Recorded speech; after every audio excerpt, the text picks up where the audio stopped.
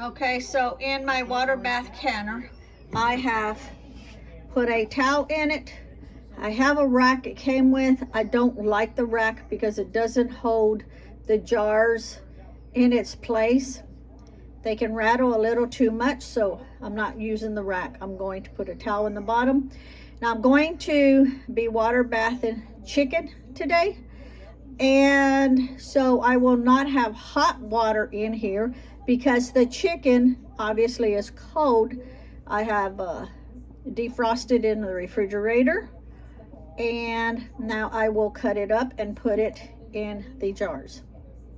Now make sure, safety first, you wash your jars, your lids, and your rings in hot soapy water, and you turn them upside down. Well, of course, rinse them obviously, and then turn them upside down and let them drain. And then next I will start cutting up the chicken, and I will be back. Okay, so I'm gonna start cutting up the second half of the chicken. So the whole total of chicken will be approximately 10.5 to 11 pounds. So I'm gonna do some in the quart and some in the pint.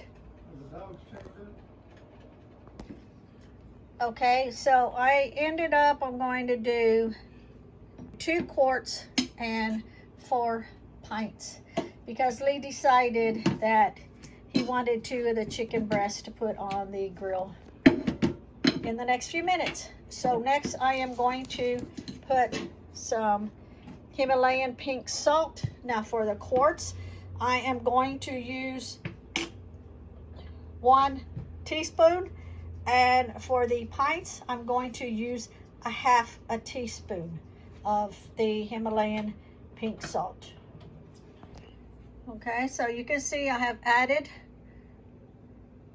the salt.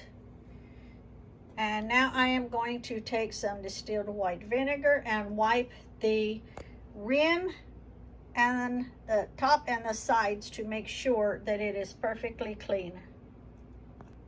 Okay, so I've got my paper towel with the vinegar. Hold up, honey.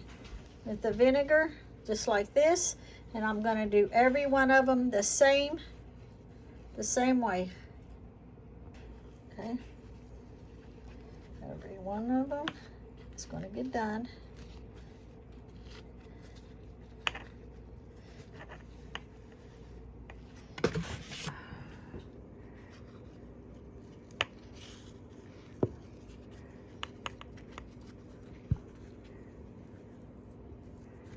Like that.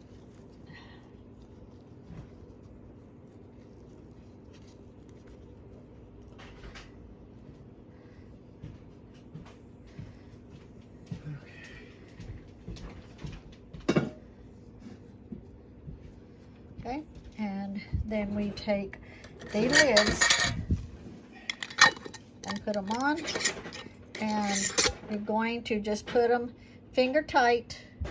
People say 2 fingers. I have 3 fingers. My fingers are little, and just finger tight. And do that with all of them. Okay, and I've got my water in here, which is cold water because the chicken is cold, so the jars will be cold. I'm just going to add not quite a cup, a little bit over half a cup, maybe, about like this. And what this is going to do is we have hard water, so this will prevent hard water from forming on the jars. And I will add the jars like that. I will add more water here in just a minute to cover the jars. Okay, I've got the jars in, and as you can see, there's 2 different size jars. I've got them covering the tallest jar, about 1 inch of water.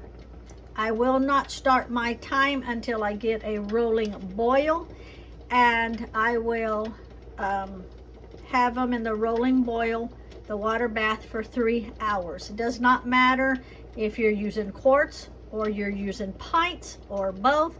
It is 3 hours. After 3 hours, I will turn the heat off, let them sit in here for just maybe 10 minutes or so, and then take them out. And then also too, since it's 3 hours, I will continuously have to be checking it and adding hot water, boiling hot water in my kettle to keep the temperature up as I add water. And for every kettle of water I add, I will add 1/4 of the distilled white vinegar to the bath also, because of the hard water as described or mentioned earlier. Okay, so it's got 30 more minutes to go. So I've had to add water 3 more times, and it is still at a rolling boil.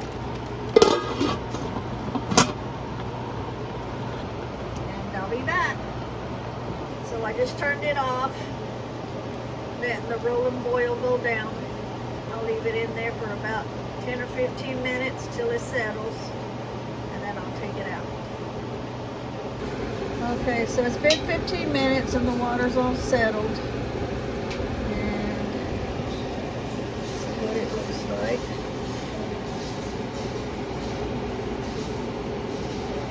Okay, so I took them all out. They are fully cooked. They will sit here overnight, and in the morning I will take the rings off and check the seals. They're done. 3 hours in the water bath.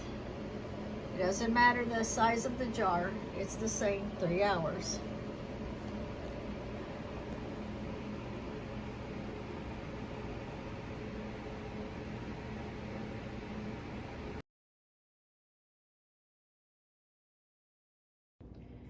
Good morning. This is the next day. I have taken the rings off. I have checked them and make sure that they're sealed. They are. And pick them up just by the lids. They are all sealed. I've done checked them all. I have dated them and wrote on them WB for water bath, chicken breast, and then dated them. Keep in mind, you can do any pieces of the chicken. You can even do it on the bone.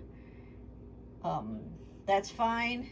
You can follow this same procedure. Just make sure you do all of your washing of your jars, your lids, your rings in hot soapy water.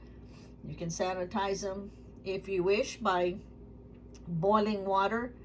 Get the water like a rolling boil. Put your jars in it for 10 minutes and then take them out, and that'll be sanitized. Now, a lot of people don't sanitize them. They do exactly what I do and wash them really good with hot soapy water, because when you put them in the water bath, it sanitizes them also, and that would just be like a double thing that you're doing there. But to each his own. Do what you feel that you want to do. Just keep all your safety procedures in order.